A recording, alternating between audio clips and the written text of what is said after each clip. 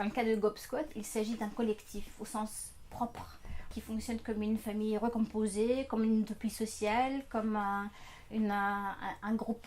de créateurs et qui n'ont jamais vraiment fixé les rôles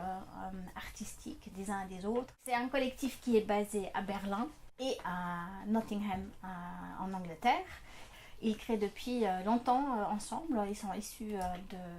d'écoles de théâtre très différentes et ils ont créé une forme particulière, souvent participative,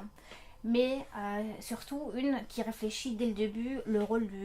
du public et sans forcer, sans amener le public à entrer vraiment sur le plateau ou en jeu. Ils ont toujours détruit le quatrième mur, ils ont toujours essayé de créer des proximités avec un spectateur. La grande interrogation au centre de leur travail qui est celle de à quel moment on peut créer de la magie dans le quotidien. Et c'est ce qui se passe aussi dans Kitchen, qui remonte donc dans le temps et qui va jusqu'aux années 60,